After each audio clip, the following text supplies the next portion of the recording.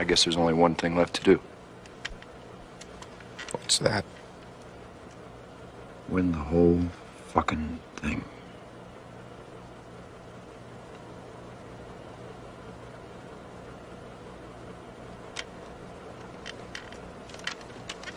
Yeah. Yes! Oh my God.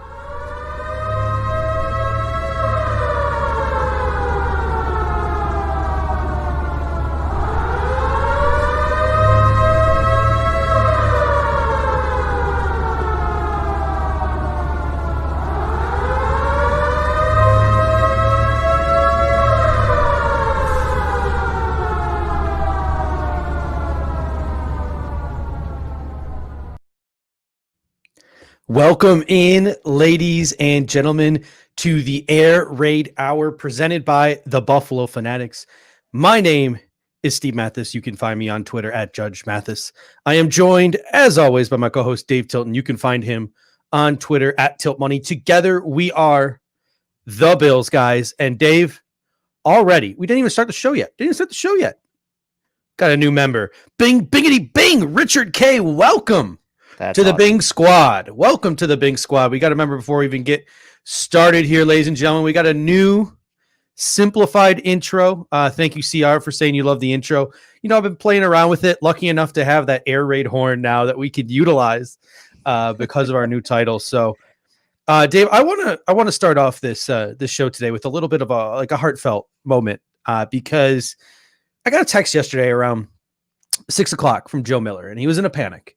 He's like, listen, I'm stuck at work. I don't know if I'll get back in time. Can you start the Hump Day Hotline for me? I was like, yeah, sure. No big deal. I can handle this. I can do this. So then I hop on the Hump Day Hotline at 9:00 and get absolutely lambasted with comments for the first half an hour. Like I joked with Joe, like I've never done cocaine, but I felt like I was on cocaine. So I want to number one, thank the viewers for commenting so much. It was crazy.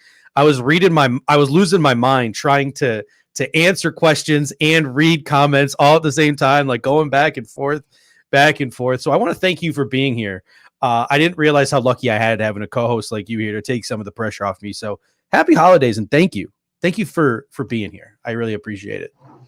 I mean, well, I appreciate you too, man. You do a lot of work behind the scenes. The viewers probably don't realize how much goes into just getting this stuff ready to go. And some of them probably do, but it's a lot of work, and you do it for all the pods too. So you are certainly a grinder, and we all appreciate that. The viewers can tell you always come prepared. And I was reading my teleprompter here, like Ron Burgundy, and I think it says, "I love Colin Cowherd." Anyway, let's give a quick shout out to the people in the building. We already shouted out Richard as the new member. We've got Anthony Green in the building, Stephen Murphy. We've got Zach Allen, who's now changed his name to Ombre Lob, I think is how you say it, and he's already commenting in there. We got Jack Collier, Sean Wilkinson, CR, Buster. Travis Sinnett is in. PJ Tiggs here, as always. Brian Bowers, super loyal listener. Randy Hardman is in the house. Lone Wolf is in the house. Zane Savage, Noah Bruno. So we are getting people filing in for the Air Raid Hour, and also, man, it just shows like, man, Joe Miller's got a following. We need to, well, it's like a cult. Do we need to get on his level? They were so sad when the screen turned and it was my face. It was quite unbelievable. But PJ Ty coming in, he says, "Go Bulls! Thank you. I got my Jarrett Patterson jersey on, rocking the Jarrett Patterson tonight because tomorrow night, Friday nights, will be the MAC championship game in Detroit, Michigan. So getting pumped and getting ready. Already started pre-gaming for that game tomorrow night. So it should be a good one. All right, so let's get to the nitty-gritty. Actually, no, there's one more pit stop I want to make before we start. Okay. Because I saw this tweet from Sal Capaccio today, and I lost my goddamn mind when I saw it. because it was a wonderful tweet. It was an amazing tweet. This is the knowledge bombs that Sal Capaccio was dropping on us today. You on have Twitter. such a weird thing with Sal right now. Yeah, it's a love or hate thing with Sal, really. But the elevation of Laramie, Wyoming is 7,165 feet, where Josh Allen played quarterback in college. It is 1,885 feet higher than Denver, Colorado, where the Bills play on Saturday. I just got one thing to say to that. Bills by a billion, baby. Josh Allen's doesn't need to get used to that high elevation. He's already used to it. The Broncos are down 3 corners. I expect at least 4 touchdowns from Josh Allen this Sunday. I mean, this Saturday. Unbelievable. I couldn't believe that stat when I saw it. I was a little worried about the elevation for a little bit. It was part of my notes as like part of like, is this a trap game? And then I saw that statistic and all of the worry just went away. The worry goes away. I mean, Wyoming, man. I mean, it's a state that probably doesn't get a lot of love just generally when you're ranking the states. But from what I've heard, beautiful state, national parks, elevation higher than Mile High, where Josh Allen played college ball. So you got to think that this is not going to be an issue for him coming into Mile High. I don't know what even is it. Mile High at Invest. I don't even know the name of the stadium these days. It's got like 600 names. It changes its names more than the Bill Stadium. Yeah, exactly. So good to see that. Sal with a little nugget there. And you know what I liked about that tweet from Sal is he wasn't regurgitating the same stuff that everyone else was saying. He went and he did a little research there and found that out. So good for Sal. I like that. And it's I'll tell you what, somebody said this already, so I'm not taking credit for saying this. I don't remember where I heard it. I don't know if I heard it on the Hump Day Hotline last night. I don't know if I heard it on TV this morning. I just heard it somewhere. Someone was hoping that Andre Roberts would catch the ball at the 1 yard line so that Josh Allen could throw a ball 99 yards in the air to Stephon Diggs for a touchdown. So I don't know if he'll have that much time in the pocket from his own end zone, but that would be pretty insane to go from goal line to goal line there. Well, I'll say this. It may not be statistically 99 yards, but if he took a snap from like the 15 or the 10 and then dropped all the way back to give himself more time and then kind of wound up and launched it from the goal line, be interesting to see how far he could throw it. Oh yeah, for sure. That'll be that'll be the Hail Allen. Hopefully the game won't be that close, but can you picture Josh Allen ripping a Hail Mary to win the game from the 20 yard line? Maybe at the end of the first half when you just like have no time left and you just chuck one up. Yeah, we got I was on Twitter and I saw that and I retweeted it.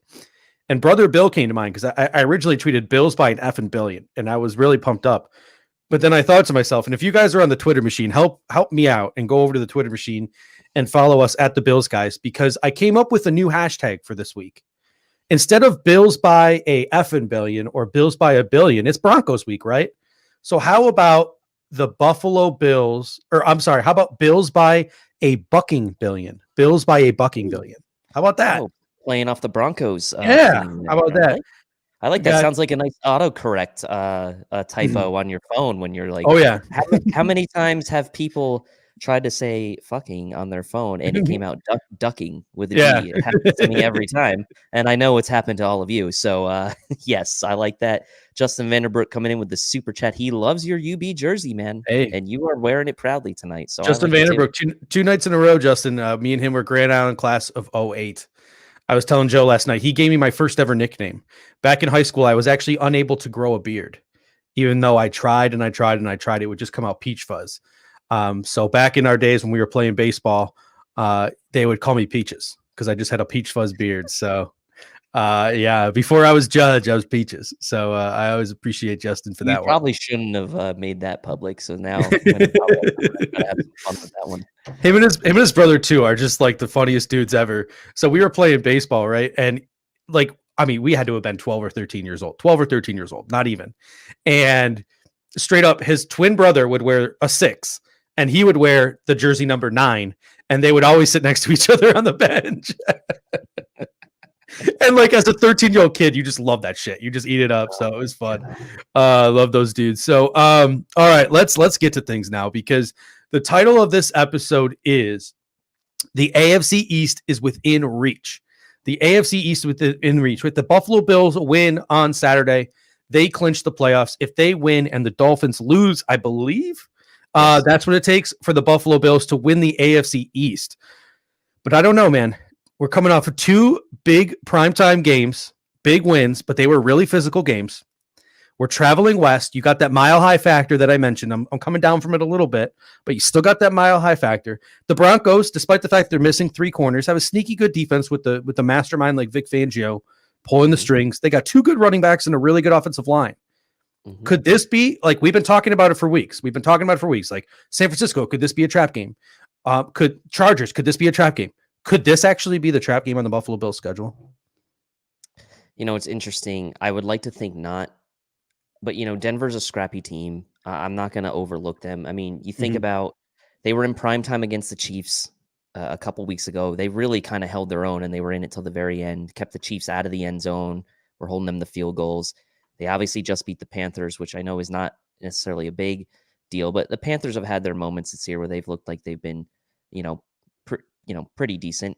And against they've beaten teams like the Patriots earlier this year, and they've been in other games. So the Broncos to me are one of those teams that are very hard to really hard to kind of predict on what Broncos team's going to show up on any given week.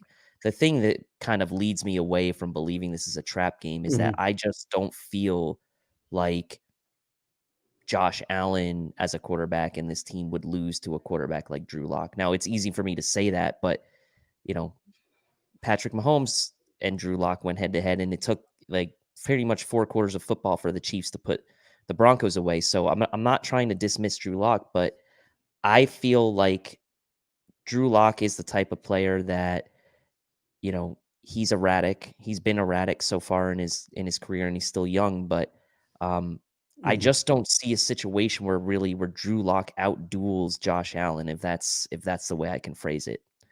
Yeah, a couple of people have come in the comments section. I'll just put Lone Wolves up. Andrew Miller came in with it as well, and as well as a couple of people. It's like there is no trap games with McDermott, and I'm with you guys in the comment section. Like this guy just comes in and he has this team absolutely wired week to week. Their mindset is on that week.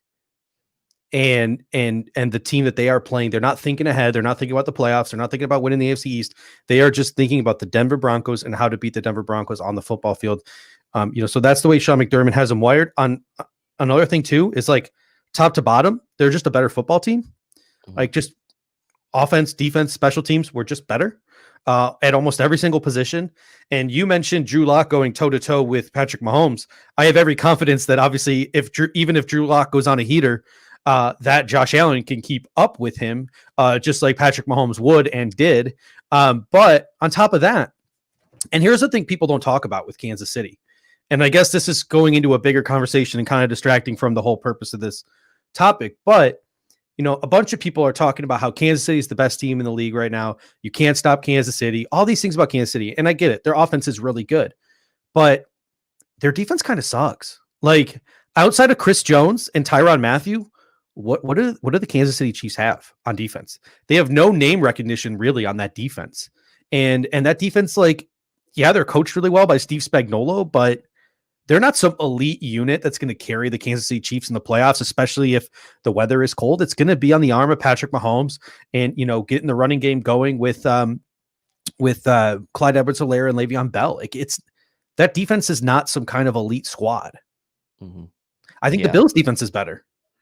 I would say right now the Bills defense is better. I would agree with you on that. I mean, the Chiefs are, top 10 in points allowed per game. But again, that's a lot of probably because they're playing with leads and teams are, turning the ball over against them. They're also one of the best turnover differential teams in the league. So the Chiefs really play. It kind of reminds me a little bit of, and it's not exact because they play slightly different defenses, but it reminds me a little bit back in the day. If you remember when the Colts with Tony Dungy and Peyton Manning, they had like Freeney and Mathis, and their defense really wasn't that good, but they could get to the opposing team's quarterback late in the game because they always had big leads.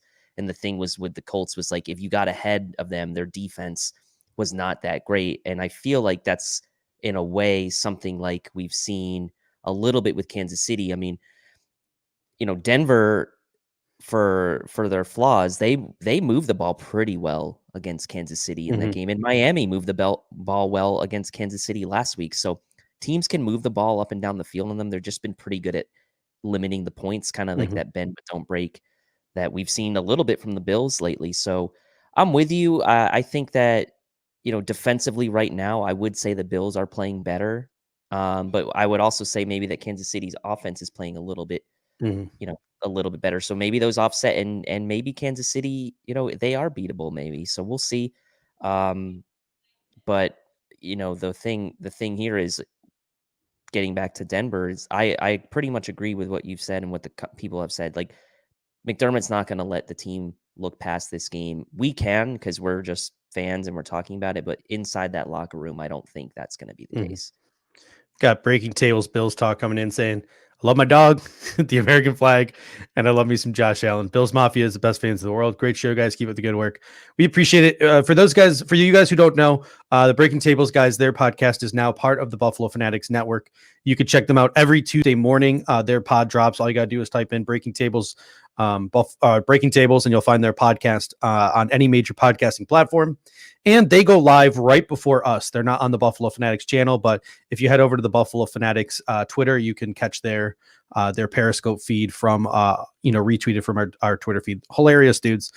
We had Brian on the pregame show a couple weeks ago, so check them out. Thank you, Breaking Tables. So the next question I had for you is inspired a little bit by what Clay said last night, and he's echoing comments that I believe Pierre made previous a couple of weeks ago. So I think Pierre, once again, was the first one on this train, but I could be wrong. And he said... Pierre's a trendsetter, man. Yeah, Pierre's a trendsetter, man. He's a trendsetter. Yeah, so he's the reason why I'm growing the beard out. He's inspired me. But he said, and then I think Clay echoed it last night, the conversation needs to shift from what do the Buffalo Bills need to do to win the game to what does the other team have to do to beat us? Because we are the alphas now. We are the better team. So instead of our focus today, or at least early on, being what do the Buffalo Bills have to do to win, we're going to talk about that a little bit when Kyle Knapp comes on from the Knapp Knows Bills podcast and part of our BF Tailgate. He's going to join us in about 15 minutes.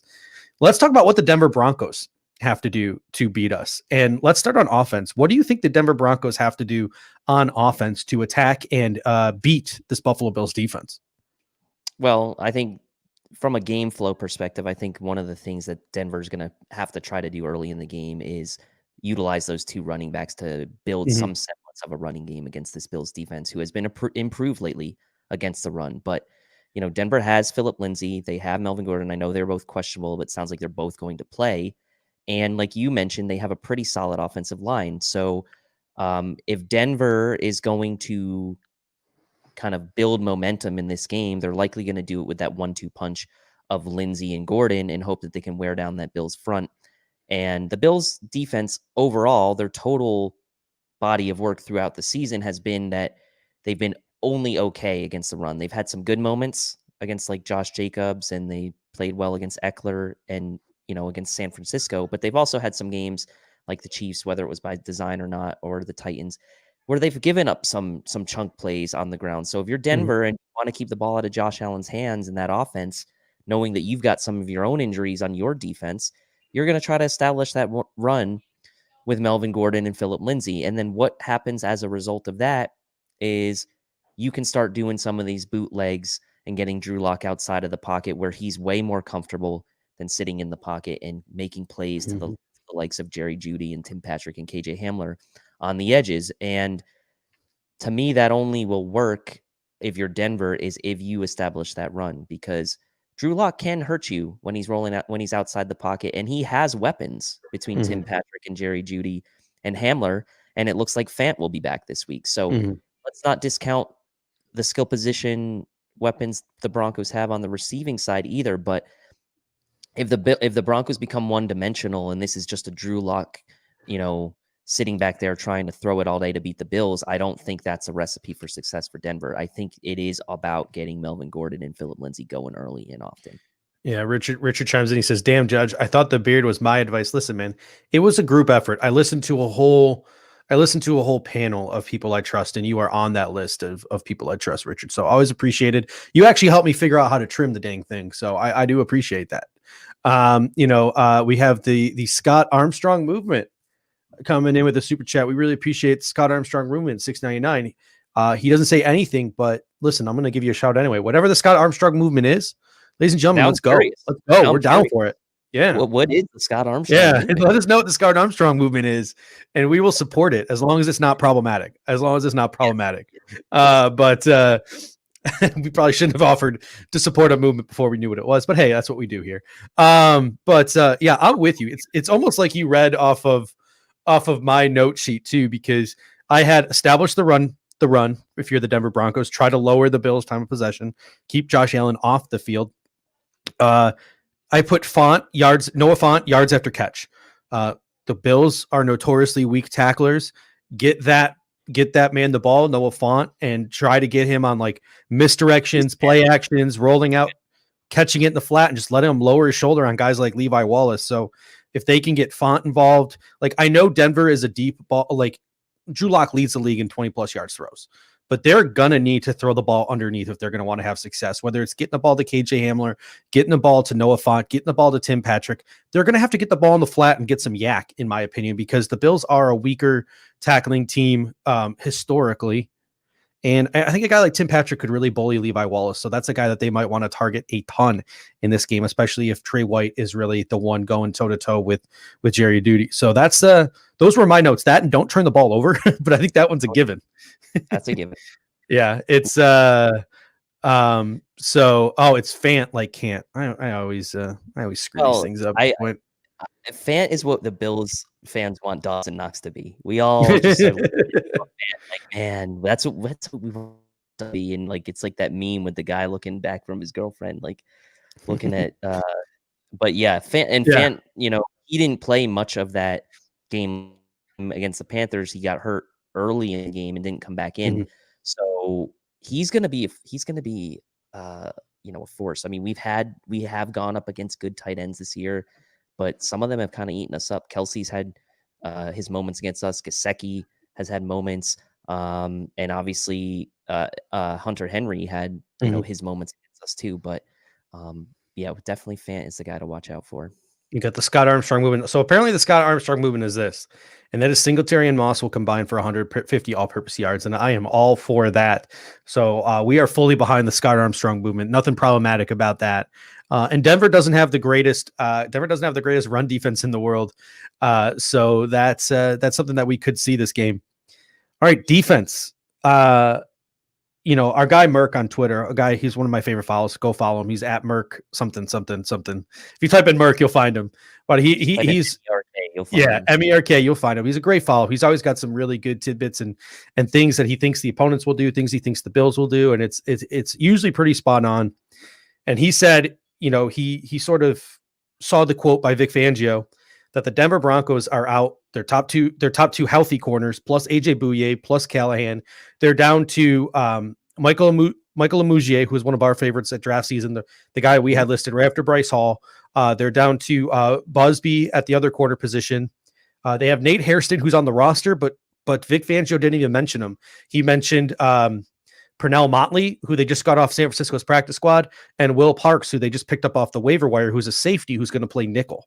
So they are on the boundary really, really, really thin. Now, Amujier has had his moments this year, but still, like Michael Amujier versus Stephon Diggs, you can have your moments this year, but you ain't going to have it against Stephon Diggs, who's playing the hottest football in the National Football League. So when they're so weak at corner, what Merck is saying is Josh Allen better be ready for the Denver Broncos to absolutely blitz the shit out of him on every single play, whether it's two pretty underrated pass rushers and Bradley Chubb and Malik Reed. I know Von Miller's still out, but Malik Reed's got some sacks this year. He's not the best pass rusher in the world, but he's not a schlub either. With those two guys, some blitzing up the middle with guys like Justin Simmons they could send from the safety spot, Will Parks they could send from the nickel, Josie Jewell from the inside linebacker in an A-gap blitz. They got some bodies they can send, and Josh Allen should expect a ton of pressure. And I'm totally with Merck there. I think if you're the Buffalo Bills, what you need to expect from the Denver Broncos this game is blitz, blitz, blitz, blitz, blitz. Mm-hmm. Well, I would imagine so, right? Especially if Denver's as beat up in the secondary, you know, as they are, they're going to have to generate some pressure to just try to, you know, make quick and, we saw the Bills kind of Mhm. struggle a little bit with that against the Steelers in the first half, but for whatever reason, the Steelers kind of changed their game plan a little bit in the second half. I don't think Vic Fangio is going to. Mhm. We are going to need Darrell Williams to do what he did. I mean, Bradley Chubb and TJ Watt essentially play the same position, so we're going to need Darrell Williams to have a repeat performance. Mhm. Chubb coming out of that weak line, it's 3-4 weak side linebacker defensive alignment there Mhm. that TJ Watt plays for the Steelers. So Darrell Williams is going to have to do his part this week again. And man, he had a great game against the Steelers, and we're going to need that again. Josh Allen, he's going to have to get rid of the ball Mhm. quickly in this game. I think you're right. But I do think the fact that he faced a little bit of that against the Steelers in the first half has probably prepped him a little bit better Mhm. for that, because honestly, we hadn't seen that a lot this year from opposing defenses employing that kind of game plan against him. Yeah, Ryan Teal comes in. He says, "Sorry, I'm late. Lots of snow shoveling today. Let us know if you had show to snovel today, because I sure as heck here in Phoenix. It was a balmy 59, 60 today. So it was cloudy. I had to put a jacket on. So I don't know. Maybe snow is something people are dealing with today. I don't know. But Ombre Lob comes in. He pretty much agrees with you. He said, "Hey, if we can deal with the Steelers defense, we can deal with this defense." And I'm totally in 100% agreement. I mean, the whole concept of this sort of segment here is, what do the Broncos need to do? They need to do what the Pittsburgh Steelers did, but just be successful at it. Because one of the players that maybe not a lot of people talk about in the national media, we talk about us having a pair of underrated safeties in Micah Hyde and Jordan Poyer. The Broncos Right. have themselves a very underrated safety in Justin Simmons. So Justin Agreed. Simmons, if you blitz the heck out of Josh Allen, you keep him in the pocket too, because that's what San Francisco couldn't do. That's what Pittsburgh tried to do, and they had some success. Keep Josh Allen in the pocket, make him make some stupid throws. A guy like Justin Simmons playing center field could have some success, but again, it's all about executing. And if your quarterback is playing the way Josh Allen is playing, no amount of their executing is going to overcome that. So Darrell Williams, Deion Dawkins, the interior of that offensive line, when they try to A-gap and Josh Allen, it's going to be on them. And the Bills are probably going to have to try to create a little bit of a balance, I think. Run the ball a little bit more. So you can do that play action stuff. You can do a little bit of misdirection stuff. I've seen a couple of people in here now. Sergio has said screens to Cole Beasley. Can Cole Beasley have a big day again? Cole Beasley's going against a converted safety in Will Parks. Stephon Diggs is going against Michael Amujier. Gabriel Davis is going against Bosby. I think that's how you pronounce it. So, the Buffalo Bills receivers should have a big day, especially when in Denver, Colorado, Josh Allen should literally be able to throw it over the mountains. Yeah, I mean, this is going to be another one of those games where I feel like they're going to Stephon Diggs should just be eating his matchup alive, right? Like he kind of took over at the end of the first half of the Steelers game and then absolutely took over the game. And I don't see any reason why he can't do that again, because it's not like in that second half, Josh Allen was taking these big 5, 7, 9-step dropbacks. Like these were, quick hitters out of the shotgun, quick hitters that even if Denver's blitzing, he should be able to do some damage. And Beasley in the short area, I would imagine the same. I think the matchup is good for the Bills as long as they can just establish some balance, some semblance of a running game here. I think they're going to be fine. Our man, Dried Ocean coming in. He says, "I might be in the minority, but I hope they throw more short passes to Knox and get him in open space." I don't disagree with you. Like I said, I'm in a very weird place with Dawson Knox right now, because I was one of his biggest supporters, even through a lot of his screw ups, both last season and early on this season. But I literally texted like 4 people at halftime on Sunday night, like, "Yeah, I'm done. I can't do it anymore." And then he kind of rebounded in the second half a little bit. But you talked about it. Like, Noah Fant is what we want Dawson Knox to be, the guy who can catch the ball at the line of scrimmage, bowl some people over, and run the football 20 yards. And when it's Will Parks and Kareem Jackson and Justin Simmons over the middle, and it's Josie Jewell and Anthony Johnson are your middle linebackers, there should be room for Dawson Knox to have some success over the middle, especially if guys like Kareem Jackson and Justin Simmons are dropping back into center field, and that goes to establishing a run game.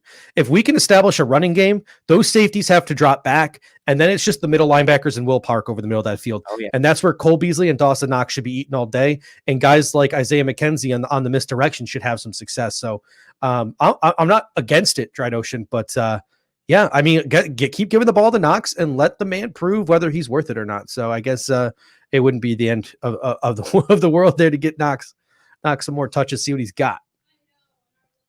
All right, ladies and gentlemen, we are going to put up a little picture on the screen here. Got a couple little advertisements we're going to throw at you. And while Dave is reading you these advertisements, I'm going to do a little magic behind the screens, and we're going to bring on our guest for this evening, Mr. Kyle Knapp. So Dave, take it away. Gentlemen and ladies, I mean, the holidays are approaching. Manscaped's going to have your peppermints covered here. You got to save balls and get your 20% off and free shipping while you can using promo code Fanatics at Manscaped. I know that I've already gotten my brothers a few gifts. I hope they're not watching because otherwise it's spoiled. I got some gifts for them. They've got some new products coming out soon as well. So definitely want to take care of your holiday treats there, and that you can do everything you can during the holidays to make it a very happy holidays for yourself. So manscaped.com, 20% free shipping using code Fanatics, and that's all you got to do. Look at that magic. Now we have with us our guest for this evening, Knapp Knows Redacted himself. Knapp Knows Mustache it. Knapp Knows porn real stashes. quick, with the trash stash that I got going on, the decision to become a trash stash guy that was agreed upon by you two, it's actually already affected my life for the next 2 years now. I went and I didn't even think about it, but I got my driver's license renewed and I got a new photo. And as I was leaving, I was like, oh, you know what? I forgot. I totally forgot I had the trash stash going. And it's bad. The officer, bad.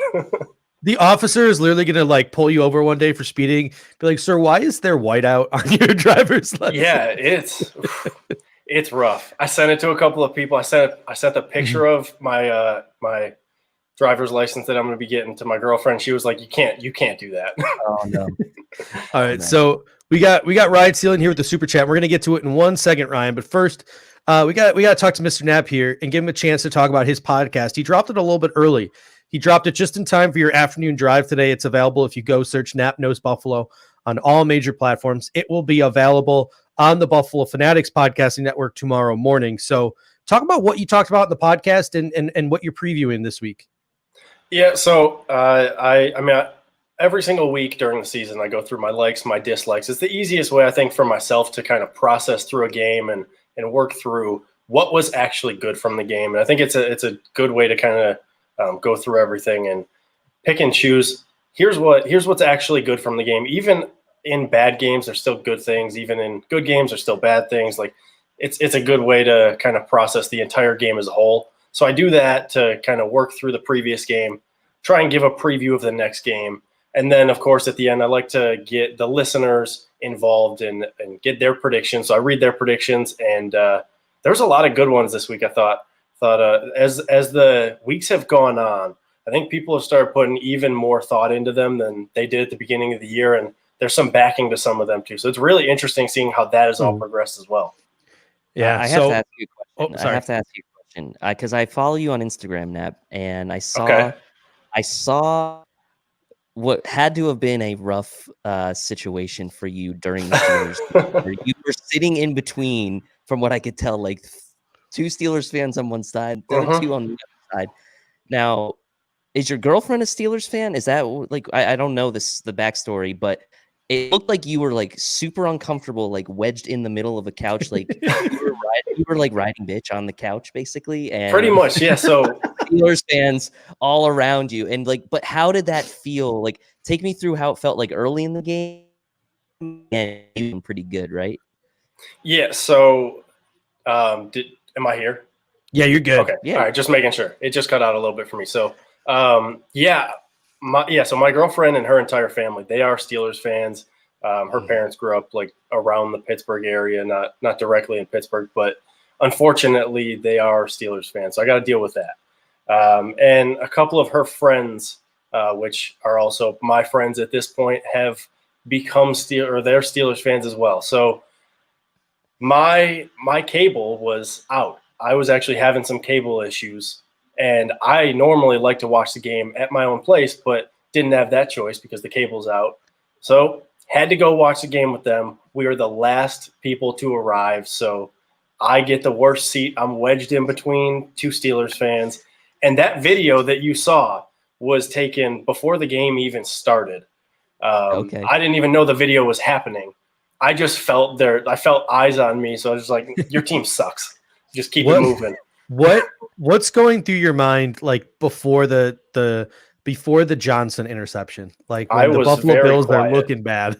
I was very quiet. I was taking notes on my phone, making sure I had everything ready. I was not happy at that point. I was actually, I'll be honest, I was pretty down because it just didn't look good. And up to this point in the season, we hadn't really seen the Bills fully flip a switch when they start off as poorly as they did. So I was definitely nervous, but then the entire momentum obviously changed with the Johnson interception. And as soon as that happened, you could tell I was the one in the room that was energized, and they all just kind of slumped in their seats. And I should have taken a video after that just to show what all of them looked like.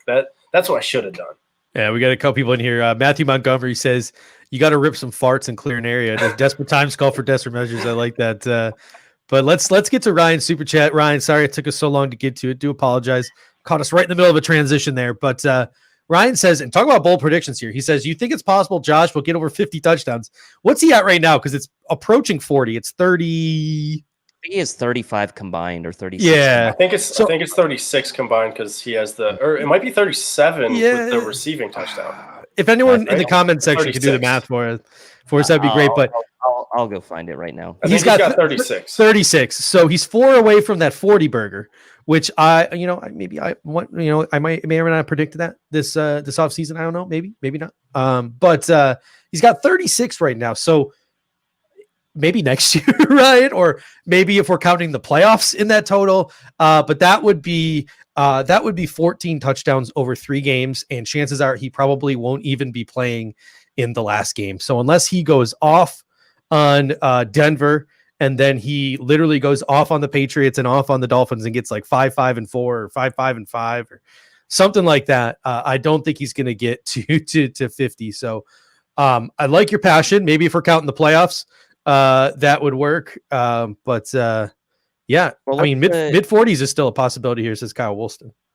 Yeah, I mean, in standpoint, Kelly's top season was 33. So he certainly's got a good chance from a passing standpoint. As long as he gets 6 passing TDs over the last 3 games, he can break that record. Bill's single touchdown record, passing touchdown record. All right, so let's get into this game. We're going to break it down with a man who knows the Buffalo Bills like no one else. Nap knows Bills. First thing, Kyle, what do the Buffalo Bills need to do on offense? And for you in the comments section, let us know what you think the Buffalo Bills need to do on offense. Let's make this a 4-way here. Let's make this a 4-way. What do the Buffalo Bills need to do on offense to win this football game? What do you think, Kyle?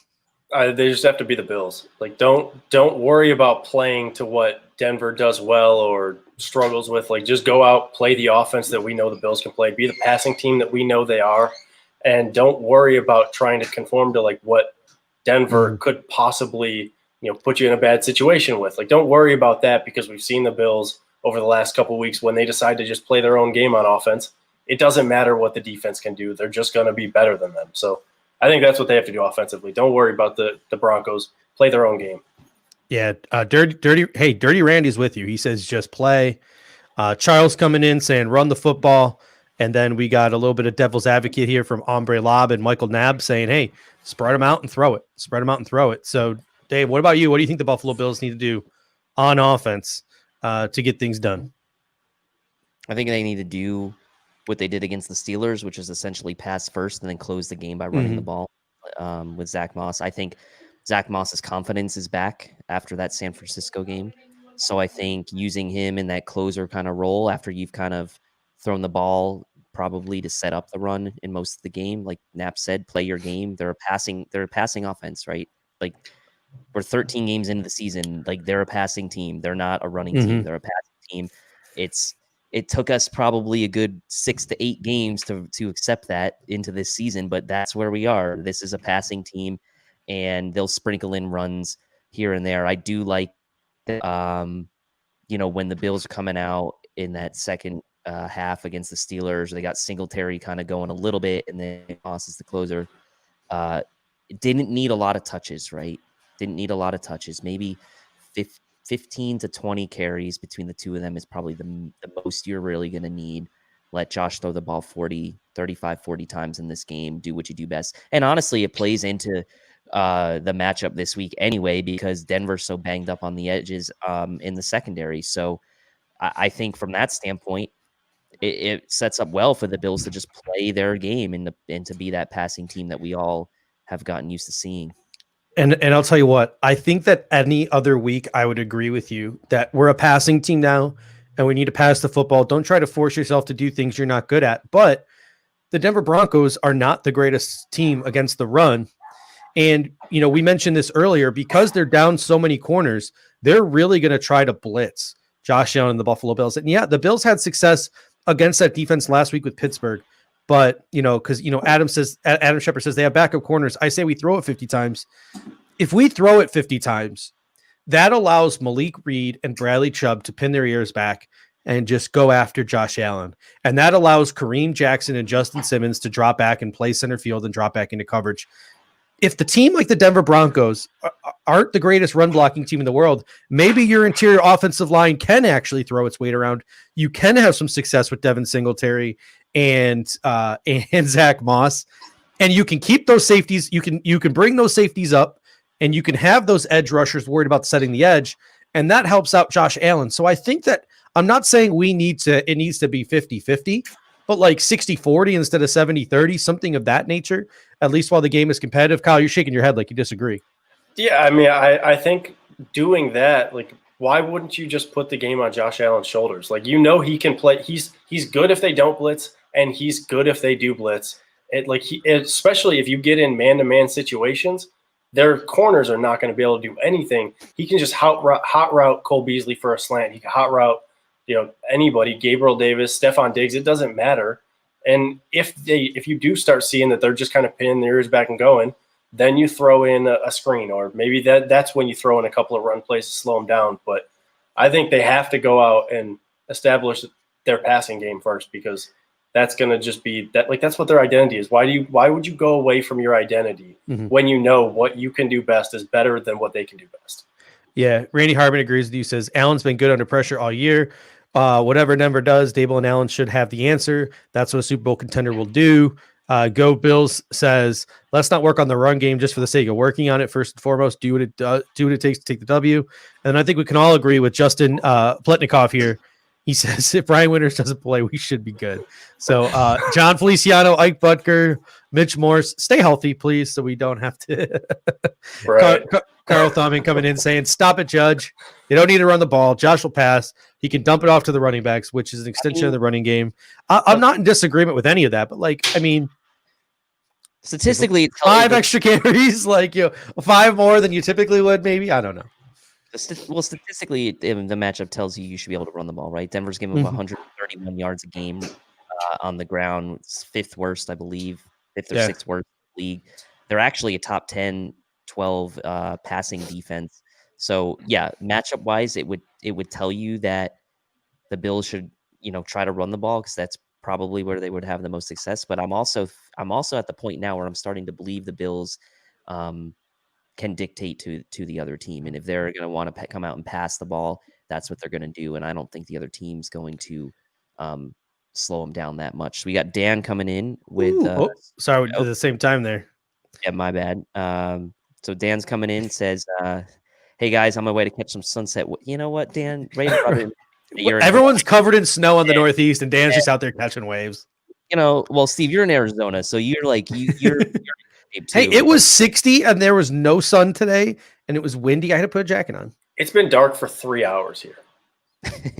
He says, on my way to catch some sunset waves, just coming in, showing my support. My hot take is Trey White is getting 1 interception this game. Okay. All right. Drew Lock tends to throw him. So. I think a hot take I would like be that that Trey take. 2 interceptions this game. Yeah, I was going to say one. I don't know if one's necessarily a hot take just because Denver is like they have the worst turnover margin in the entire NFL. They're negative 18, minus 18 for turnover. So they cause themselves a lot of issues by turning the ball over all the time. I don't think that it'd be that wild to see Trey White get just 1, 2 or 3. That's definitely a hot take. Hey, I got somebody coming to my defense too, by the way. PJ Ty. Thank you, PJ. He says, you need to be able to run the ball come January for the playoffs in Buffalo weather. Keep developing it. To keep developing it doesn't mean we become a running team. So thank you, PJ, for having my back. Before we get to the defense and we get to Trey White, I have a couple other thoughts on the offense. First of all, is if I know that like the analytics show you don't need to actually establish the run for the play action to work. I get that. And I think that the Buffalo Bills will utilize a lot of play action this week, whether they actually try to run the football or not. Just because, like I said, it gets those safeties creeping up. And then it's literally Stephon Diggs on Michael Amujier. It is Gabe Davis on Bowsby. And it is Cole Beasley on Will Parks. All of those are Bills by a billion type of matchups. Like players who are just so much significantly better than the players they're going up against.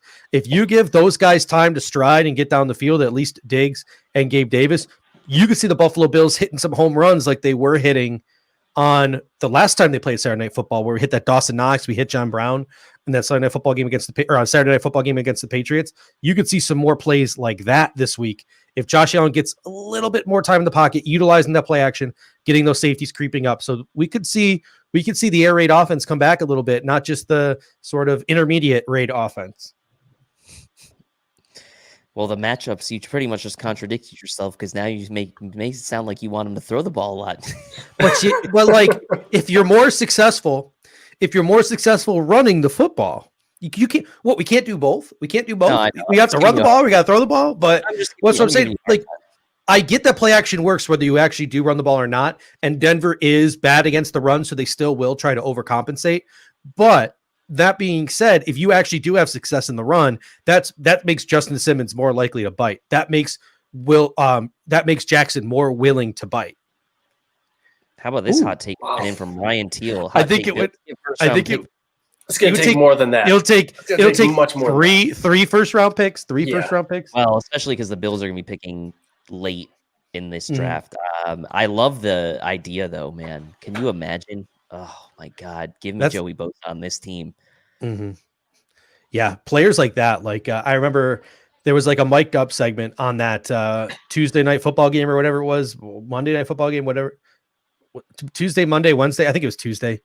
Where was it? Monday, Steelers, Redskins. Mike Tomlin like pulled Chase Young aside and was like, dude, I'm so happy I don't lose enough to ever have to get a chance to draft a player like you. Like, you got to lose some football games to get a freak like you, son. And Chase Young was just laughing it off. And that's true. Like, in order to get freaks like that, you got to lose some football games. So, A, I'm glad the Bills probably aren't going to be in that position for a while. And B, it would take Ryan, it would take 3 first-round picks, I think, to even make the Chargers even come to the table to have that conversation. He is, I mean, what did Jamal Adams went for? What, 2? Jamal Adams went for 2 plus another player, and I think there was extra picks in there too. So a linebacker went for 2 plus a player and some other picks. One of the top 3 defensive ends in the league is going to go for a little bit more than that, but should be interesting. All right, so back to what Dan was talking about, the defense. What do the Buffalo Bills need to do to combat Melvin Gordon, Phillip Lindsay, a pretty decent offensive line, guys like Noah Fant, Jerry Jeudy, Tim Patrick, KJ Hamler, and a pretty erratic and downfield gunslinger in Drew Lock, who's still very young. Dave, what do you think we got to do to stymie this Denver offense, which runs pretty hot and cold? They do run hot and cold. I mean, if I'm the Bills defense, I'm going to just make Drew Lock beat me with those deep shots. You mentioned he throws more 20-plus yard passes down the field than any quarterback, but he's really not efficient with those throws. He doesn't hit a lot of them. He turns the ball over, as you mentioned. So if I'm the Bills, I'm not afraid to maybe come out in some base defense early on in this game Mhm. with Milano, Klein, and Edmonds on the field to see if you can slow down that running game a bit with Lindsey and Gordon. Now, if they go away from it, then you change, obviously. But if Denver comes out early and they're trying to establish that run, I could see the Bills going a traditional base defense with the 3 linebackers on the field. And then if they start going away from that and they start going away from the run and they, kind of try to get Drew Lock outside the pocket, they try to spread the Bills out a bit because they do have those good weapons, the 3 receivers plus Fant. Then yeah, maybe you adjust and you kind of you adjust to your nickel and dime packages. But I would say out of the gate, I would be expecting Denver to try to establish the run to kind of set Drew Lock up for those bootlegs. So I'd come out with the 3 linebackers and try to really. They're a nice 1-2 punch, honestly, and Denver's got a decent offensive line, and they've been able to run those guys have been healthy. Now, both of them haven't necessarily been healthy at the same time. Lindsey's been in and out of the lineup. Gordon's had a couple of his, nicks here and there. So they're both going to be playing this game. Don't know if they're going to be 100%, but that's my focus early in the game is to try to shut those guys down. And we got A Cats coming in saying, "Are you worried about Locke throwing those quick slants? He seems to like that, but I mean, honestly, I think that might be going away from his tendency a little bit because from all of the advanced statistics I read, he leads the league in 28+ yard shots down the field. So that really seems to be his game more so than maybe that Fitzpatrickian type of slant game. But I could be wrong. I haven't studied the Denver Bronco film enough to know that. I've mostly just read from a couple of people I trust what the Denver Broncos like to do. What do you think they got to do? And Andrew Miller, we're going to get to your super chat right after Kyle gives us his take on what he thinks the Buffalo Bills defense needs to do. So I think I have to answer this with kind of a 2-parter. First, I think the Bills offense has to score early and often because that takes the running game out of play. That's what the Broncos want to do. But if that's not in play, then that changes up their entire plan. And with that being, I think, the likely scenario that the Bills will be able to take advantage of the Broncos defense, I think they have to make Locke uncomfortable because he's so up and down. He's so erratic of if he gets comfortable, if he gets in a groove, he could do some damage. He could put up a couple of touchdowns. He could put up a 300-yard passing day. But if he's uncomfortable, if he's not able to settle in, then that's where he's likely to have a couple of turnovers and probably have a sub 50% passing day. He can struggle a lot if you make him uncomfortable. So as much as I think the Broncos, obviously they're better at running the football, they're more likely to have problems if you just really give Drew Lock hell. Yep. Yeah, we got Andrew Miller coming in here. He says, "I'd love to see Allen don the visor like his college days with his return to the Midwest mountains." I mean, that would just I know my guy Nate Gary at WGR has been calling for it. He says it's just an absolutely filthy look. And I agree with you, Andrew. I agree with Nate, but the only problem is I believe Josh Allen even came out and said it in a press conference. I wear the visor because it makes it harder to see, and I want the challenge in practice. He literally says it makes it harder to see, and that's why he wears it in practice. And he said I believe he said he would never wear it in a game. And we saw a couple of games ago, it might have even been in the Browns game before he was pooping. I think Lamar Jackson had his visor removed mid-game. So that could have been the Cowboys game. I could be mixing up games, but I know there was a game the last couple of weeks where even Lamar had to have his visor removed. So I think quarterbacks for the most part are going away from that visor look, even though it does look pretty dirty. Pretty filthy, dirty. I don't know what the kids are saying these days. It looks lit. It all works. Looks lit. But it slaps. There we go. We got Carl coming in. Carl Thomond saying, Locke has a 57.3% completion percentage. Josh will eat him alive. This game will not even be close. To me, that's why if you're the Buffalo Bills, I focus on the running game and make Denver one-dimensional. Make Drew Lock beat you with his arm. Make him go on an absolute heater. Get pressure on Drew Lock. Mario Addison, Jerry Hughes, Ed Oliver, step it up. Get some of those linebacker blitzes, guys like Tremaine and Matt Milano and AJ Klein involved in the blitzing game. Make Drew Lock uncomfortable, but still, while you're making him uncomfortable, contain him in that pocket, which is something guys like Jerry Hughes and Mario Addison are pretty good at. They don't really let the quarterback get outside of the pocket. And Drew Lock is prone to make some mistakes, and he can turn that ball over. We can bend but not break. statistically speaking, if he doesn't complete a higher percentage of his passes and they can't compensate for that with the running game in the red zone, chances are he's probably not going to toss one into the red zone. So he can force a lot of field goals to a rookie kicker because McManus is going to be out because he's on the COVID list. So if I'm the Buffalo Bills, I'm focusing solely on the run, seeing what Drew Lock has in the first half, and then making your adjustments at halftime. Make him beat you. Make him beat you. Don't discount how important McManus being out is this game. He's one of the best kickers in the league. He's probably going to make the Pro Bowl. He got a big contract extension. My best friend's a Broncos fan. He was a little bit like, why is Denver pouring money into their kicker? And now he's all like, McManus is the man, the new Legatron, whatever he wants to call him. He's got a big leg. He's got a big leg, and not just because he's in Mile High. Like, he's got a big leg anyway, and he's an accurate kicker from distance. So I'll tell you what. Here's my hot take. Tyler Bass could be the next Brandon McManus. Tyler Bass could set the NFL record field goal distance and field goal. This is a good week. If they want to take that chance at the end of the half, just let him boot it. Like, he could put it there from like 67, 68 possibly out there in Denver. Like, he's got the leg to do that. I agree.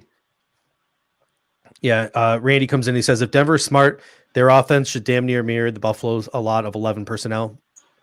Don't disagree with you. If I'm Denver, I'm trying to probably get Buffalo in those nickel looks. And before we get to John's comment, tackle, because I'm already having nightmares about Noah Fant bulldozing Teron Johnson and running for 20 yards. I'm already having, nightmares of him running right past AJ Klein. So Noah Fant, a guy like Tim Patrick bullying a guy like Levi Wallace, Melvin Gordon, Phillip Lindsay, who are two decently fast and slippery running. Well, Gordon is fast and Lindsay is slippery, just evading tackles. If you're the Buffalo Bills, you got to wrap up and tackle, because if you can't tackle, the Denver Broncos have a chance to put up some points in this game. I mean, Judy and Hamler are the first, or the draft picks, but Tim Patrick is a good player. Good. He's what I hope Isaiah Hodgins can turn into Tim Patrick. Yeah, he's good in the red zone. He's good at striding down the boundary. I mean, Tim Patrick is a very underrated player in the NFL. John DeMarchi comes in with the super chat here. Thank you, John. I hate the Bills' red on red Santa suits. Their nudie should either be red helmets, Kelly era, or just go full Buffalo and have a Zuba's third uniform. I will say this. Incredible. I am not a fan of the red uniforms. I know I'll probably get flack for that. I don't like the red uniforms, mainly because it hurts my eyes. I'm colorblind, and it just really hurts my eyes to see those red uniforms. But it doesn't feel like the Bills to me when they're wearing the red. When they're wearing the blue, or even, I actually like the all whites, to be honest with you. But the red uniforms, the red jerseys, it just doesn't feel like the Bills to me. I don't know why, but that's just my opinion. So I'm agreeing with John here. I don't like the red Santa suits. Yeah, I mean, hot take. I'm with him. It was actually, I don't know, maybe it's just the fact that we were curb stomping the Steelers in the second half. But after that Teron Johnson pick six, I thought to myself, I'm like, man, these red uniforms aren't as bad as I thought they were. Maybe I was in the Christmas spirit.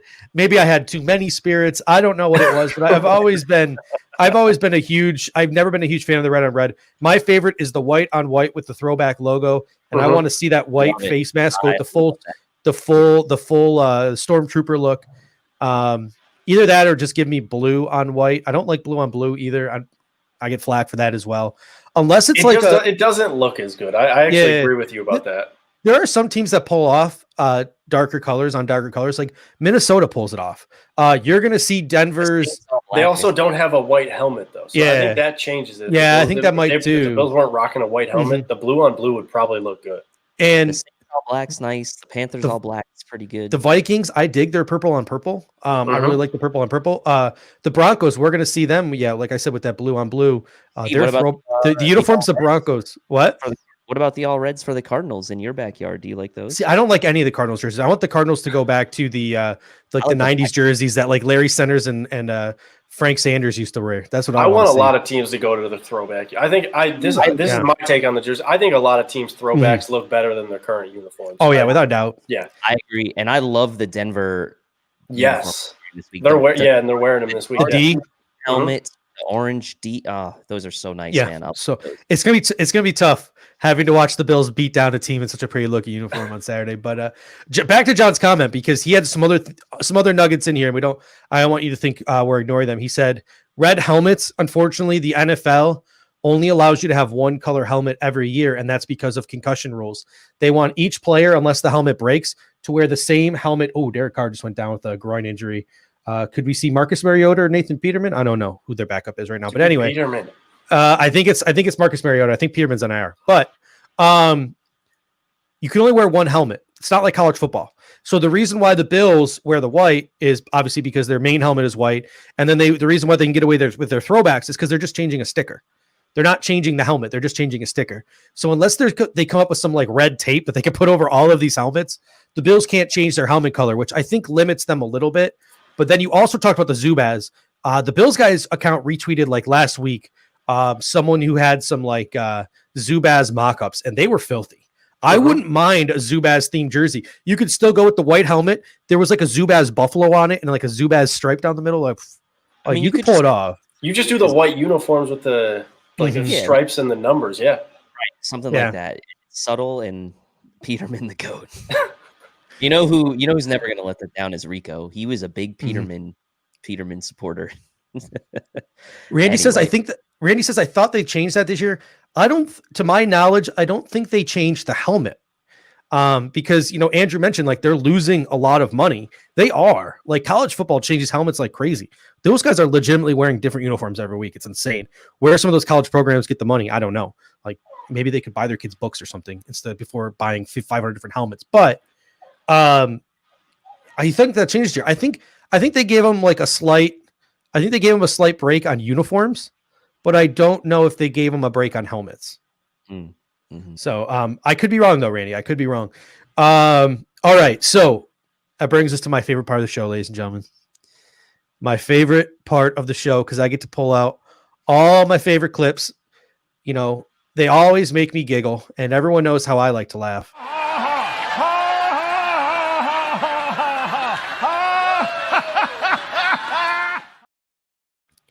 So let's take some time, ladies and gentlemen, and let's get to our superlatives of the week heading in to Bills Broncos. We are going to start with the big time player. Who is the player or players, if it's like a group of players, on this team that needs to take us higher if we're going to win football?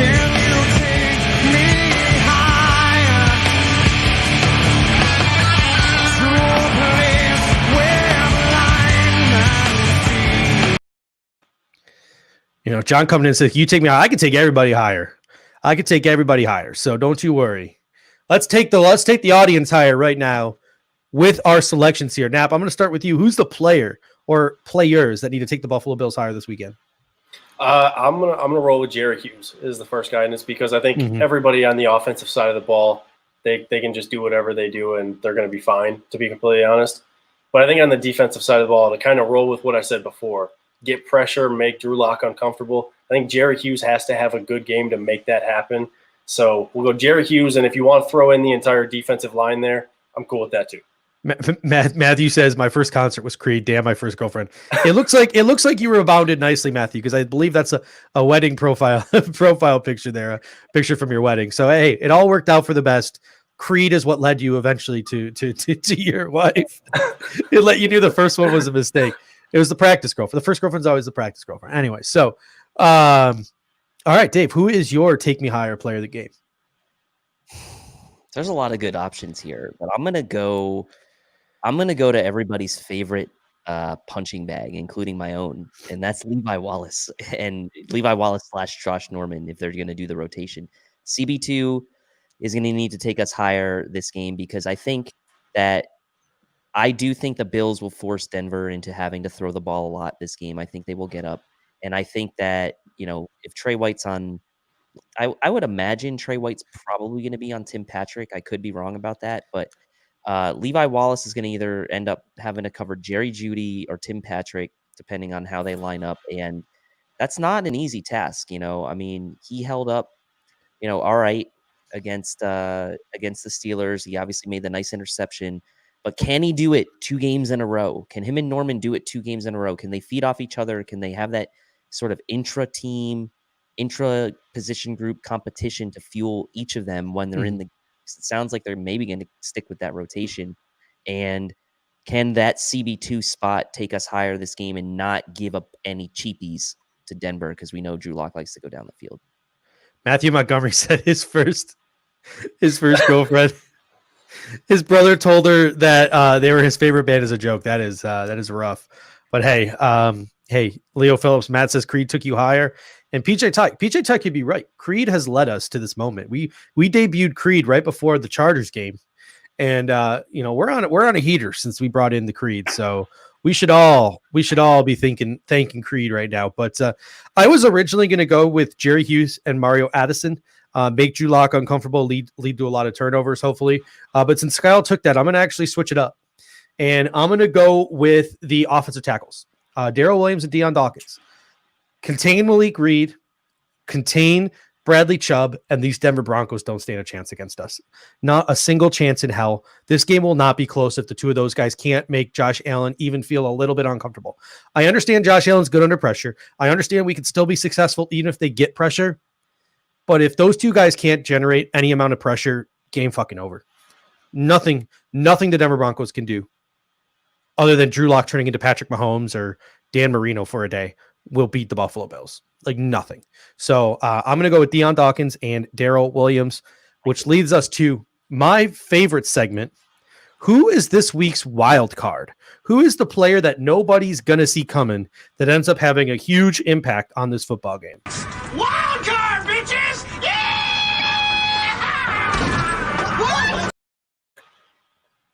So Dave, who's your wild card this week? Yeah, my wild card this week is someone who we look at as a superstar a lot, but has not had that one shining moment, if you will, yet this year, that one signature moment yet this year. And I think for me this week, it's Matt Milano. We haven't talked about Milano in the same light because he's been injured, right? I mean, we love him. We love the guy. We know what he's capable of. But I also believe that, one more week removed, he played, about half the snaps last week. And with Denver throwing the ball a lot, I expect it to be a lot of Milano and Edmonds on the field. And Milano's going to be the guy, likely in certain situations, covering Noah Fant, the guy that could do some damage against us. So I love the opportunity that Milano has this game. And Justin says it right here. Milano and Fant. If Milano can stop Noah Fant, will be great. I love like a big pass breakup, maybe on a third down. That's kind of underselling it a bit, but maybe he jumps in front of one too. Maybe he gets an interception while covering Fant.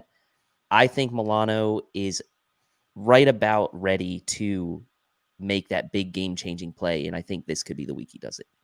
We got a couple of chats coming in that I need to talk about here real quick before we get to Kyle.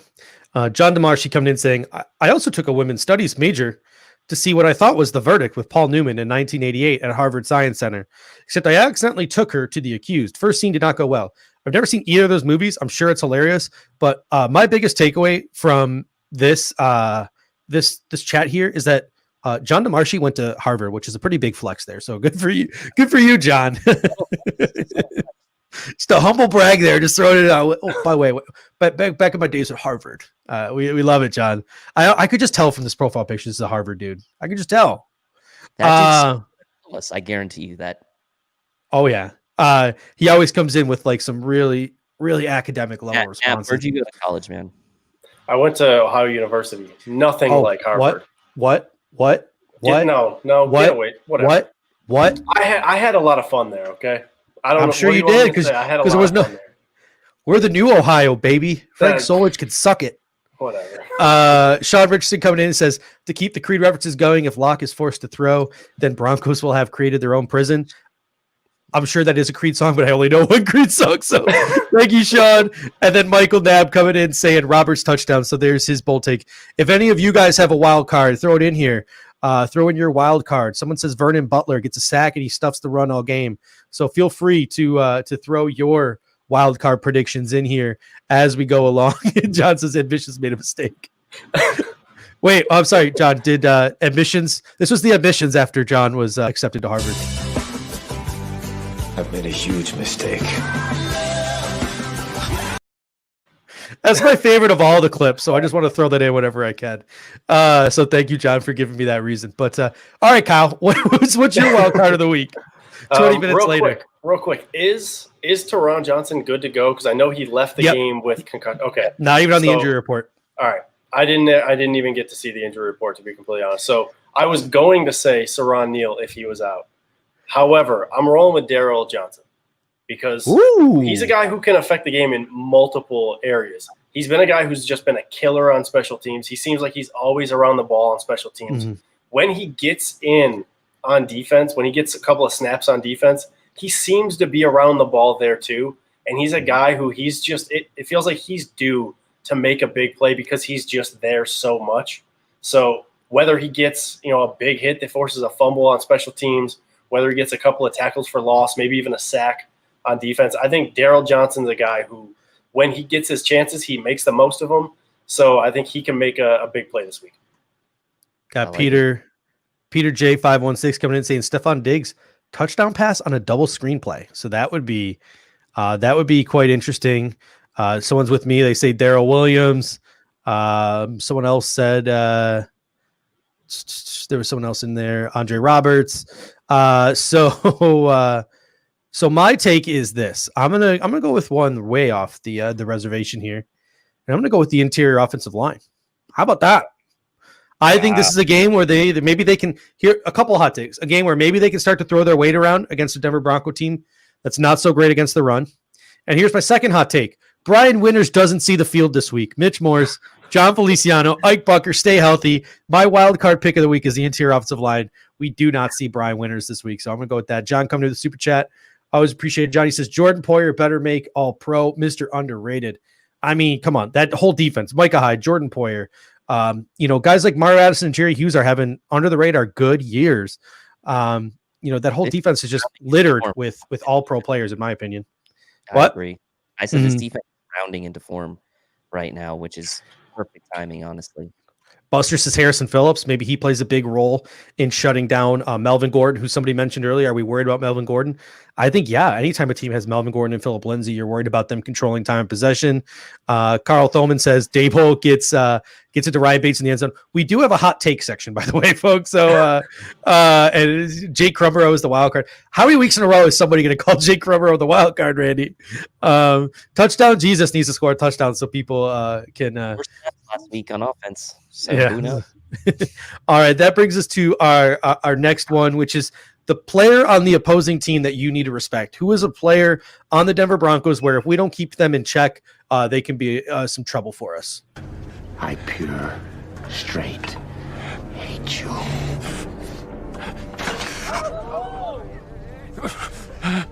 But God damn it, do I respect you. So who's the player that we need to respect? Because we've already got them popping in the comment section. We got Go Bills saying Font. We got Richard Rush saying Jerry Jeudy, Phillip Lindsay or Tim Patrick. We got a Justin Simmons. And then, we got John Elway in here somewhere. Where is it? Ryan Teal saying we got to worry about John Elway. We got to worry about Drew Lock not being John Elway this week because he does run pretty hot or cold. So what do we think, Kyle? Who's the player we got to respect the most on this Denver Broncos team? I think it's the guy on the defense that we've already talked about the most. And there's a reason that we talked about him most. It's because he can make the biggest impact right off the bat. It's Bradley Chubb. If the Bills let him get after Josh Allen all the time, if they're not able to stop him, like you said, if the tackles aren't able to do their job on him, he can have a huge effect on the game and in a really bad way for the Bills. So he's a guy that you have to respect, despite me saying like the Bills can have their way with this defense. That comes with the caveat of like you have to slow him down. What about you, Dave? Is it Brock Osweiler? Oh my God, is Kyle Orton back with the Broncos? Is it Trevor Siemian? It's Tebow. It's Tebow. Okay, you got a fan of the mustache from Darth Vader here. The dark side loves your mustache. I appreciate it. Fan to me is the obvious one, but I'll go with a guy that I've maybe been just like praising too hard. I don't know, but like Tim Patrick is the guy that I feel like we need to respect. It kind of goes hand in hand with my guy that needs to take us higher, and Levi Wallace and Josh Norman likely to be on Tim Patrick. Now, again, if it's Trey, I'm not so worried, but I don't know who the matchup's going to be. But Tim Patrick, Whoever's on the outside on that CB2 is the guy that I think that we need to respect. And, goes without question, Noah Fant, obviously. I mean, that's I know I did kind of two guys there, but yeah, those would be the two guys. I'm going to go with Justin Simmons. I think that, we talk about how Jordan Poyer and Micah Hyde are under the radar. This guy flies under the radar too. I think Justin Simmons is a really good safety for the Denver Broncos. He can come up to the line of scrimmage. He can make plays dropping back into center field. He reminds me a little bit of Micah Hyde. So I'm going to go with Justin Simmons. And if Bradley Chubb and Malik Reed can get pressure on Josh Allen and make Josh Allen force some throws, a guy like Justin Simmons can be chilling out there in center field, and he can make some plays. I believe he picked off Josh Allen last year in Buffalo in that game. So Justin Simmons is a guy who's always around the ball. My man to worry about is Justin. Oh, I like this one. No, I like this one from Justin Pletnikoff. He says Vic Fangio. And here's the thing too. So I remember, Dave, all the way back to our podcast last year. And we were having a conversation before the Broncos game last year. And remember me, I was shaking. I was so scared to go up against Vic Fangio. I'm like, this dude's going to eat Josh Allen alive. Like he's going to come up with a game plan that's going to completely neuter Josh Allen. And we are fucked. We are fucked. And I was so afraid of Vic Fangio. So afraid. And Josh Allen had arguably one of his better games. He didn't throw the ball a ton, but he had that. He was picking up first downs. He's kind of like that Josh Allen that we see this year. He was peppering first downs in his limited throws that game. He had that really nice throw over the top to John Brown. He had a touchdown to Cole Beasley in that game. He just played a smart, efficient game, and Vic Fangio really didn't do much to stop Josh Allen. And Josh Allen had a lot of success against Vic Fangio. So I like what you're saying, Justin, but at the same time, Josh Allen overcame those fears last year when I was pissing my pants, but Vic Fangio's seen him now. Vic Fangio has seen him now. So who knows if maybe that changes up a little bit now that he's seen him at least once, but Josh Allen is a different quarterback than he was last year. All right. On to the last one. Actually we got two more. First, our hot takes of the week. What is our hottest, most sizzling take of the week? People in the comment section, hit us up with your hot takes. I've already seen Andre Roberts, touchdown Jesus, Ryan Bates, touchdown. What are you guys cooking up for your hot take of the week? Oh my God! We're having a fire sale! Oh, the burning! It burns me! Evacuate all the school children! Oh, me! This isn't a fever! Sing, Greg! Can't even see where the knob is! So, Dave, what is your hot take this week? You know what? I've been calling for an Andre Roberts punt return touchdown for the last 3 weeks, so I'm not going there this week. I was going to say, well, that'll make it true. That'll make it true if you don't predict it. I will not predict it, then he will do it. So that's my logic there. No, my hot take for this week is Tyler Bass sets the NFL record. That's my hot take for the week. Yeah. McDermott. Not hot take NFL record. Hot take NFL record this week, Tyler Bass. And McDermott's going to give him a shot at the end of the first half. We're going to have the ball. It's going to be like a 66, 67 yarder. And he's going to be like, go ahead, Rook. Go make me proud. And he's going to freaking drill it dead center. And that's my hot take. By how many yards? How good is it going to be? 2 or 3 yards good or just barely good? When they show the distance and then the good from distance, the good from distance will be 70 plus. Christopher McLeese coming in saying Drew Lock pulls Avonte Davis, ends up giving you no extra sauce. We're going to Taco Bell. Randy Harvin comes in saying Josh gets pulled in garbage time. Matt Barkley closes the game. And then we got Andrew Miller coming in saying Croft gets in with Lee being out and another Knox fumble. Croft goes for 50 yards and 2 touchdowns. I like that one, Andrew. I like that one a lot. I don't like the Dawson Knox fumbling part, but I do like the. I don't like part of that. Yeah.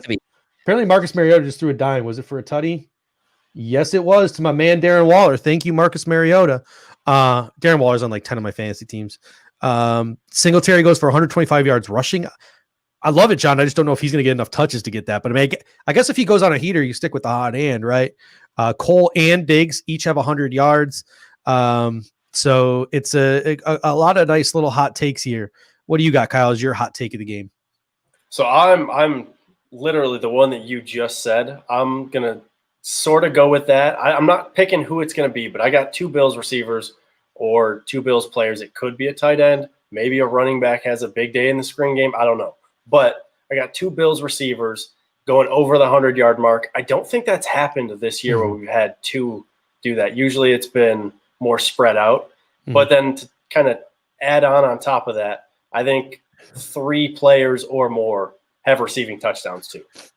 Wow. All right, because we've had in the comment section a couple of people saying Allen 5 touchdowns, Allen 400 yards and 4 touchdowns. Allen throws for 500 yards and 6 touchdowns. Allen gets his first 500-yard game. Can we get 607? Josh R coming in with a super chat. We appreciate it, Josh. He donates $4.99 with no comments. So here's what I'm going to do, Josh. I'm going to donate this. I'm going to donate my answer to you for your super chat. So this right here is my hot take of the game presented by Josh R.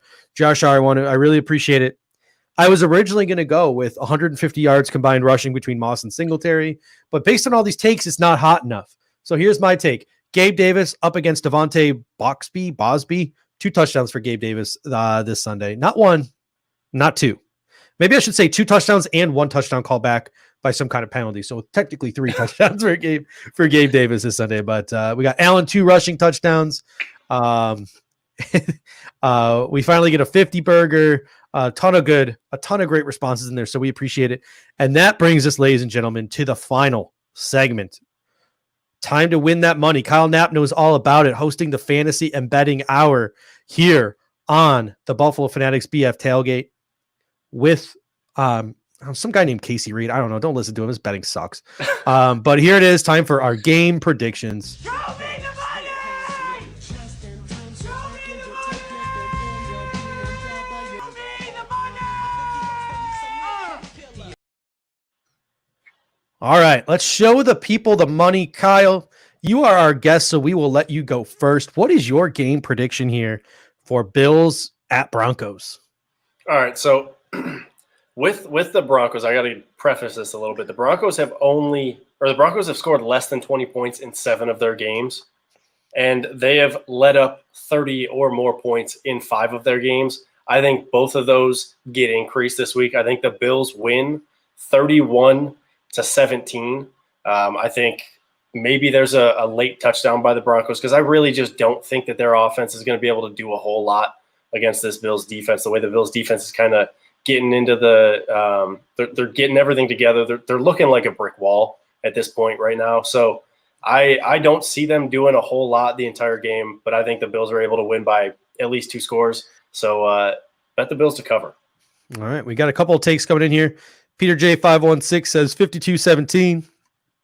Alex McLean says 35-10. John says 37-20. Spin says, why isn't Nathan Peterman playing? He was supposed to be the backup. Marcus Mariota was on IR to start the season, so Nathan Peterman is back. Someone mentioned Terry Pagula's TikTok. Did anyone see today that Trey White says that Terry Pagula has a flip phone? Does that surprise anyone? It doesn't surprise me. 34-17 says Chris McLeese. 31-13 says Justin Pletnikoff. Matthew Montgomery says the line is up to Bills -7. PJ Thigh 31-17. So wow, a lot of good predictions coming in here. A lot of good predictions. Leo Phillips, Bills by 1 billion. PJ Thigh also coming in with Bills. Oops, scroll here. Bills by 1 billion. Guys, you got to remember, head over to the Bills Guys Twitter account. I'm trying to start a trend this week. It's not Bills by 1 billion this week. I love my man, brother Bill, but we're playing the Buck and Broncos this week. So instead of Bills by 1 billion this week, it is Bills by a bucking billion. Bills by a bucking billion this week, folks. Get it started. Get that trend rolling. Get me that internet clout that I so desire. He desires it so bad. I live for internet clout. Anyway, Dave, what is your prediction for this game? You gotta put that on your bio. I live for okay, my prediction. Obviously, I've got Tyler Bass setting the NFL record. So the Bills are going to have a little bit of an odd score. They're going to have 31 points. So you're going to have 4 touchdowns and then that NFL record-setting field goal. So there's your 31. I do think that the Broncos will. I do think they're going to score over 20 to go against Nap, but I do think the last score they get is going to be kind of like at the end of the game, and it's going to be in a situation where it really is inconsequential. The Bills have been a little bit loose on the defense after they've kind of gotten up by some leads here. Like against San Fran, they kind of let San Fran just kind of go right down the field after they were kind of up by 2 scores. They did the same thing with the Steelers a little bit. So I think maybe the Broncos get a cheapie at the end that really doesn't matter in the outcome of the game. So I'm going to say Bills 31, Denver 23. You've used that word twice today, cheapie. I've never heard you say that before. I don't know why. I don't know why I'm saying I don't it. I don't like it. Don't say it anymore. Okay. Oh, that got shut down quick. Jeez. You have the buzzer ready for me. All right, so that brings me to I get to go. I always get to go last because I want that clout, baby. But Bojo kicking a 90-yard punt. The hot takes were like 10 minutes ago, Matthew. Come on now. But someone called me Peaches already. Peaches, you don't want it bad enough.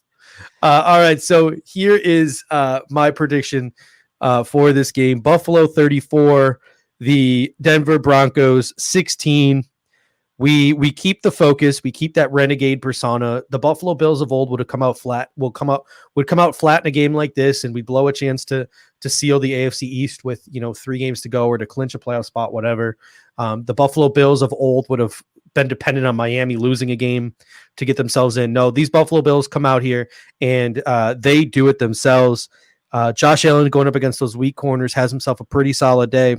We find a little bit of a balance with the run game, not too much because apparently it's a bad thing to say. And our defense rattles Drew Lock and we get some turnovers. So 34-16, the Bills. All right.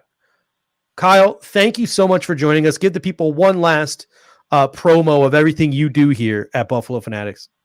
Everything I do encompasses podcast, encompasses pregame shows, and anytime I'm invited onto any of these weekday shows. But for the podcast, check it out this week. It was released today. It was released a little bit early. Normally, it's just Fridays. This week came out today. Next week, I'm going to do the same thing because I'm not trying to release on Christmas Day. But go there if you want. I think an easy way to kind of look through and react to the game, kind of digest the game, an easy way. Always find something good, even if the game doesn't always go the best way, and always find something to improve on, even when the game goes great. So that's what I try and do with my show. And then obviously I try and get everybody else involved with it too. And I always take listener predictions. So go check that out. Nap Knows Buffalo. Love the bold predictions section there. I love listening to that.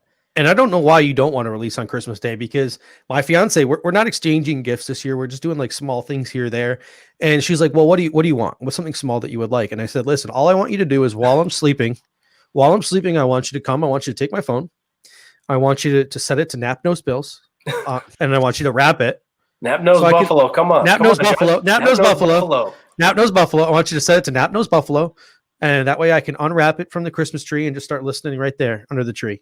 Hey, That's why I want to get mine. You can choose to listen whenever you want. I just want to make sure that I'm there for somebody if they want to listen on the drive to go see their in-laws or the drive home. You're a man of the people. Their in-laws. You're a man of the people. Say Christmas Eve, because I know some people do that. So I want to make sure that I'm there for people if they want that. You are a man of the people, sir. Can you leave like an Easter egg in there of you like singing a Christmas song? Like I don't think. Okay, no, that would not be a man of the people. They don't want that. All right. So, ladies and gentlemen, that will just about do it. About 15 minutes later, late as usual, as we always are, I will be walking out of my home office to a fiance giving me a dirty look any second now. But until next time, Kyle, thank you. Dave, as always, killing it. Just don't say that word next time. I don't like it. What was it? I don't remember what the word was. You can't say Krumero then anymore because his name's Kumaro. I don't even remember what the word you said was, but it started with a C, and it means that it's not expensive. I'll just say that. Cheapy. See how annoying it is? Cheapy. You said it cheapy. When you say it like that. Cheapy. That's how we said it. Cheapy. Anyway, all right. So Leo says get your Mariah on. Nap. I don't disagree. But ladies and gentlemen, until next time, tomorrow night, tune in to ESPN. Go Bulls. Ohio sucks. Ball State going down. UB Bowl's going to win the MAC again. We're going to go to the Arizona Bowl 2 hours from my house, and I'm not going to be able to watch it. Bills by $1 billion. Until next time, go Bills. Go Bills. Go Bills.